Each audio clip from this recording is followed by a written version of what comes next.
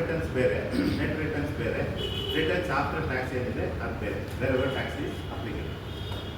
ಒಂದು ಸೆಕೆಂಡ್ ಬಂದ್ಬಿಟ್ಟು ನಾವು ಕೊಡ್ತಾ ಇರೋ ಪಾಲಿಸೀಸ್ ಏನಿದೆ, insurance policies, these are all not investment products ಅಲ್ಲ. ಇದು ಕ್ಲಿಯರ್ ಆಗಿದೆ. ಯಾವಾಗಲೂ ಈ ರಿಟರ್ನ್ಸ್ ಕಮ್ಮಿ ಅಂತ ಏನು ಜನ ಅಬ್ಜೆಕ್ಷನ್ ಮಾಡ್ತಾರೆ, ಅವರು ನಾವು ಕೊಡೋ ಪಾಲಿಸಿನ ಇನ್ವೆಸ್ಟ್ಮೆಂಟು ಅಂತ ಕನ್ಸಿಡರ್ ಮಾಡ್ತಾರೆ. It is an investment. ಹೌದಾಗಿದೆ, ಇದು ಇನ್ವೆಸ್ಟ್ಮೆಂಟ್ ಅಲ್ಲ.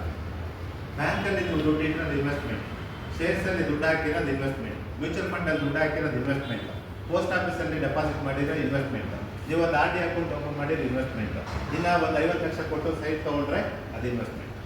ಆದರೆ ಇನ್ಶೂರೆನ್ಸ್ ಪಾಲಿಸಿ ತೊಗೊಂಡಾಗ insurance is not an investment. ಇದನ್ನು ಯಾವಾಗಲೂ ಮೈಂಡಲ್ಲಿ ನೆನಪಿಟ್ಟು, ಇನ್ಶೂರೆನ್ಸ್ ಈಸ್ ಫಸ್ಟ್ ಸೆಂಟೆನ್ಸ್ ನೀವು ಹೇಳ್ಬೇಕಾಗಿರೋದು, ಫಸ್ಟ್ ಪ್ರಿಯಾರಿಟಿನಲ್ಲಿ ಕ್ಯಾಲ್ಕುಲೇಟ್ ಮಾಡೋದು ಯಾವಾಗ ಅಂದರೆ it is only in case of an investment.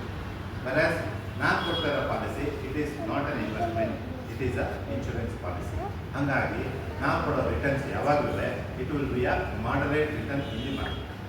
ನಾವು ಯಾವತ್ತೂ ಹೈಯರ್ ರಿಟರ್ನ್ಸ್, ಈಗ ಬ್ಯಾಂಕಲ್ಲಿ ಇಷ್ಟು ಬರುತ್ತೆ, ನಿಮ್ದು ಇಷ್ಟೇ ಬರುತ್ತಾ ಅಂತ ಕೇಳಿದರೆ ಖಂಡಿತ ನಾವು ಬ್ಯಾಂಕಲ್ಲಿ ಇಟ್ಟಾಗ ಏನು ಬರುತ್ತೋ ಅದನ್ನು ನಾವು ಕೊಡೋಕ್ಕಾಗಲ್ಲ, ನಮ್ಮ ಯಾವ ಪಾಲಿಸಿಗಳು ಬರುತ್ತೆ. ಸೊ ನಮ್ಮ ರಿಟರ್ನ್ಸ್ ಇಂದ ಮಾಡರೇಟ್ ರಿಟರ್ನ್ಸ್. ಏನಂದರೆ ಮಾಡರೇಟ್ ರಿಟರ್ನ್ಸು, ನೀವು ಯಾವ್ಯಾವ ಇನ್ವೆಸ್ಟ್ಮೆಂಟಲ್ಲಿ ರಿಸ್ಕ್ ಇಲ್ಲ ಅಲ್ಲಿ ರಿಟರ್ನ್ಸು ಕಮ್ಮಿ ಇದೆ. ಯಾವ ಇನ್ವೆಸ್ಟ್ಮೆಂಟಲ್ಲಿ ಹೈ ರಿಸ್ಕ್ ಇರುತ್ತೆ ಅಲ್ಲಿ ರಿಟರ್ನ್ಸ್ ಕೂಡ ಜಾಸ್ತಿ ಇದೆ. ಕರೆಕ್ಟಾ? ಮ್ಯೂಚುವಲ್ ಫಂಡಲ್ಲಿ ಹಾಕಿದರೆ 12% ಬರುತ್ತೆ, 13% ಬರುತ್ತೆ, 15% ಬರುತ್ತೆ. ಮ್ಯೂಚುವಲ್ ಫಂಡಲ್ಲಿ ರಿಸ್ಕ್ ಇದೆ ತಾನೆ, there is a market risk, investment risk. ಶೇರ್ಸಲ್ಲಿ ಹಾಕಿದರೆ ಅಲ್ಲೂ ಮಾರ್ಕೆಟ್ ರಿಸ್ಕ್ ಇದೆ. whereas LIC ದುಡ್ಡನ್ನ ಇನ್ವೆಸ್ಟ್ ಮಾಡಿದಾಗ there is no risk, there is no market risk, whereas your money is guaranteed.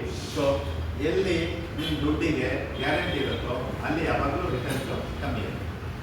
ಈ ಪಾಯಿಂಟ್ನ ನೀವು ಎಕ್ಸ್ಪ್ಲೈನ್ ಮಾಡಬೇಕು ಕಸ್ಟಮರಿಗೆ.